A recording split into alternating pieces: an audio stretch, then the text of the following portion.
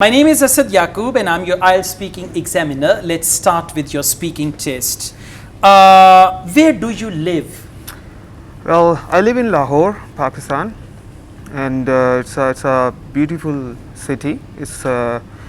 I believe it's the second biggest city of Pakistan, and it's full of energetic people. Yeah. What do you like about your city? In city, it's a big city, as I said before, and there has got more potential. Lots of people from different parts of the surrounding areas of the city, they come to work in the city, which makes it more multinational. What's your favorite part of the city?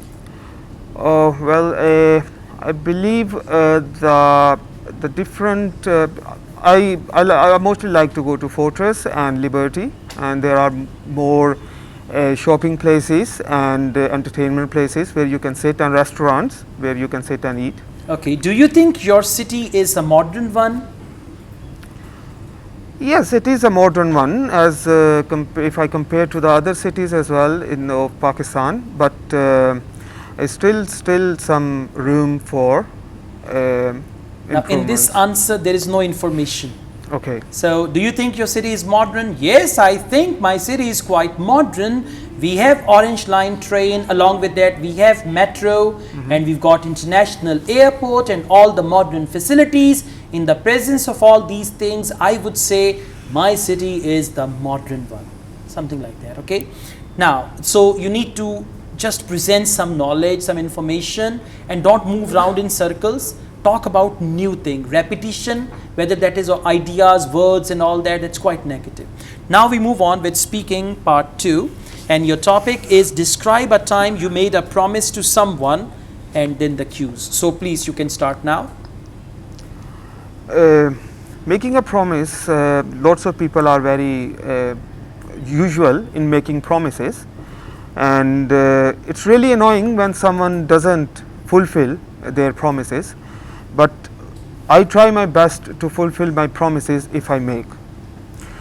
So the last time I remember that I made a promise to my parents during the lockdown period, because they have asked me to not to go out during that COVID-19 time, and I made that promise that I will avoid the indoor and the friends gathering.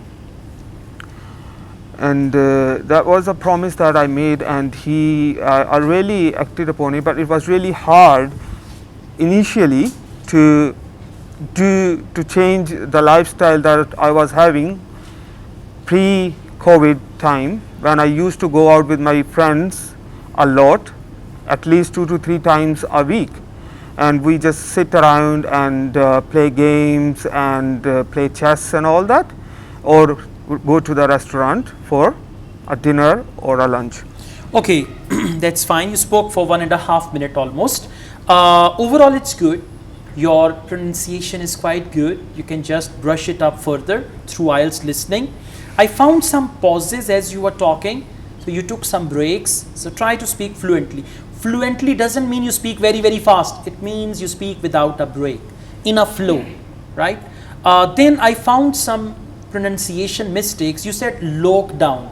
It's actually lockdown, not lockdown. And then you said I made a promise that I will. When you use past tense, you don't use will, you use would. I made a promise that I would. Okay. Then you said we sit around, we go before the lockdown, we sit around. No, we used to sit around, we used to go outside, past tense. So there were some grammatical mistakes like that. Now we move on with speaking part 3. Do parents make promises to their children? Yes, that's a thing that I believe that all the parents do that with their kids. Listen now, you're speaking but you have not used anything related to the topic. The topic is, do parents make promises to children? You said that's the thing what every parent should. You said, do parents make promises to children? Certainly they do. Start with a strong thing. Obviously they do. Why not? They do. Especially they make promises which are conditioned with the outcome of certain things. Like when children get first position, their parents condition that thing. If you get first position, I'll buy you this toy or this thing. They make promises like that. So I think these promises really encourage children to do their best in their life, something like that. But don't say anything which is infinite or which is not clear. Let's go on. Do children also make promises to their parents? Certainly they do, especially when the parents ask them to do some assignments or something, and then the kids do, they ask for the promises as well from their parents that if I'll do that, will you get me that toy, or will you get me something of their favorite. For example, my cousins, they usually ask their parents to regarding if they get the good marks or good grades in their. Okay, now examiner will interrupt you. If you give a long answer, Okay. you will be interrupted by the examiner with the next question. Okay. They will not say anything. They will not say stop it. They will ask you the next question. So your answers should be precise. Precise means in 5, 6, 7 sentences you have to answer. If the question is, do children also make promises to their parents? Obviously they do. Especially if children have any bad habit, they make promises with their parents that they would never do. For instance, if a child tells a lie and the parents give him some offer or some incentive, then the child makes a promise that he will never tell lies again. So these type of promises are usually made by children. मुझे साथ ले जाना. Speaking test के बड़े पायन नाल नहीं करेंगे. Okay, so just like plot of your answer should be very, very clear. Right? Let's go on.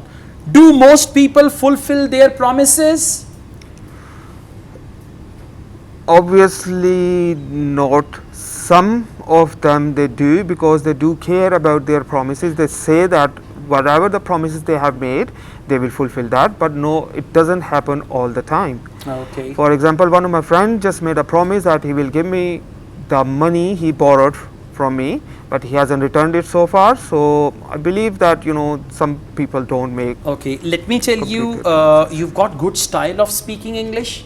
All you need to do, you need to just frame your answers to these questions. You know, we have a photo frame and the photo is larger than the frame, then we cut the sides of the photo. So you need to cut the sides of your answers. Some trimming is required.